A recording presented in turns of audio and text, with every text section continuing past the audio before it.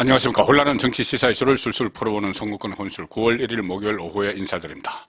자, 드디어 시작됐습니다. 윤석열 정권과 이재명 민주당 대표죠. 민주당 대표 간의 사법 싸움 드디어 막이 올랐습니다. 자, 이재명 민주당 대표 지금 취임한 지 오늘로 사흘째죠.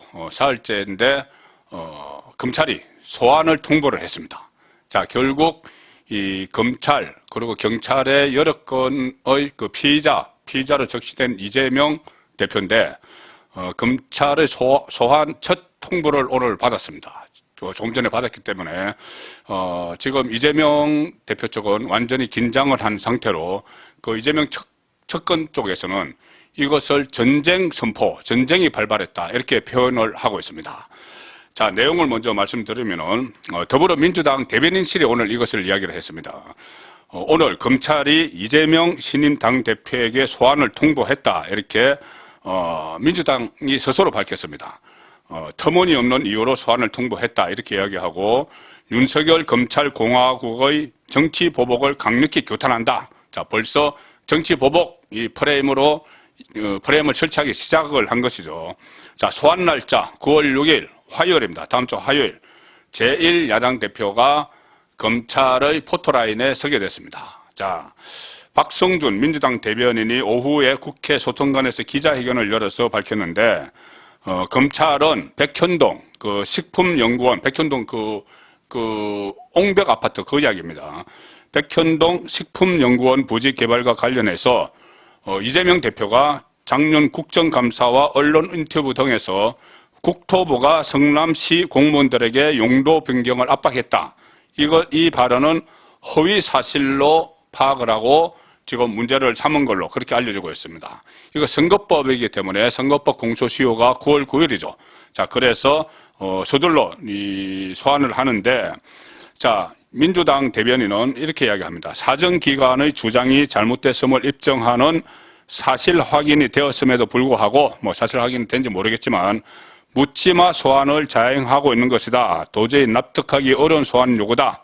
이렇게 이야기를 합니다. 그러면서 김건희 여사가 권력을 잡으면 경찰이 알아서 할 것이라고 하더니 경찰은 물론 검찰까지 나서서 야당 탄압을 자행하고 있다. 자, 경찰은 물론 검찰까지 나설 이유가 있으니 나서서 하는 것이죠. 야당 탄압이 아니고 그동안 한 10개 정도 범죄 혐의가 있는 이 개인 이재명에 대한 수사입니다. 그리고 민주당은 윤석열 대통령과 경쟁했던 대선 후보이자 제1야당 대표에 대한 정치 보복, 야당을 와해하려는 정치 탄압에 대해 더불어민주당은 물러설 수 없다. 이렇게 이야기했는데 이런 반응이 나올 걸 다 예상을 했죠. 그렇기 때문에 이재명이 대선에서 떨어지고 나서도 지방선거에서 동시에 실시된 국회의원 보궐선거에 나가서 불체포 특권, 이 특권을 얻으려고 개항을해 보궐선거에 나갔고 그것도 부족해서 당대표 선거에 나가서 지금 대표가 됐습니다.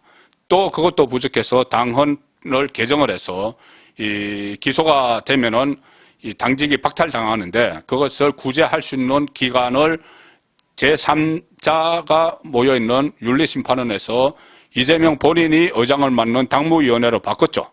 그래서 셀프 보호막을 다 구축을 했는데, 자, 경찰, 그리고 검찰의 본격적으로 이재명을 수사를 하기 시작했습니다.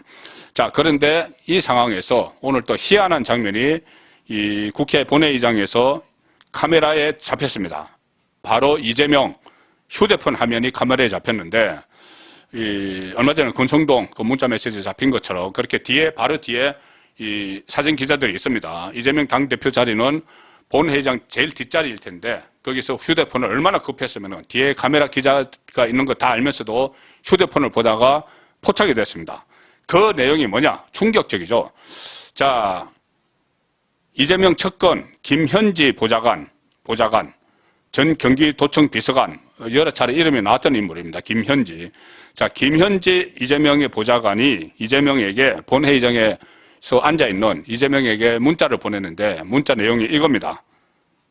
백현동 허위사실 공표, 대장동 개발 관련 허위사실 공표, 이게 다 선거법이죠. 김문기 전 성남도시 개발공사 개발 1차장 모른다 한 거 관련 의원님 출석 요구서가 방금 왔습니다. 그 다음 글자가 이겁니다. 전쟁입니다. 전쟁입니다. 전쟁 났습니다. 자, 지금 최근에 김혜경 씨, 부인 김혜경 씨 법카 문제가 경찰이 검찰에 송치를 했죠. 자, 그래서 이것은 그런데 예고편에 불과한 겁니다. 지금 이 대변인이 이야기한 것은 뭐 백현동 허위사실 공표인데 그것뿐이 아니고 김현지 보좌관이 이야기한 건 대장동 개발 관련 허위사실 공표, 김문기 전 성남도시개발공사 1차장 극단적 선택을 했는데 모른다고 이야기한 거, 나 몰라 이렇게 이야기한 거, 이것이 다 선거법 위반이다. 선거법에서는 허위사실을 공표를 하면은 선거법 위반으로 당신이 무효가 될 수도 있습니다. 자, 그래서 9월 9일이 이 선거법 관련이어서 여기에 대해서 출석 요구서가 방금 왔다는 이야기입니다. 물론 9월 9일 선거법은 대통령 선거법이고 조금 전에 이렇게 여러 가지 이야기한 것, 이것은 뭐 대통령 선거법도 있고 또 국회의원 선거법도 있겠죠. 어쨌든 뭐 같은 날 실시가 됐으니까는. 자, 전쟁입니다. 이런 문자를 보냈습니다. 그래서 지금 여러 가지 한 10개 정도 되는 모든 사안의 몸통은 이재명이다. 이래서 이재명의 사법 리스크가 지금 첫 출발을 했습니다. 시작을 한 거죠.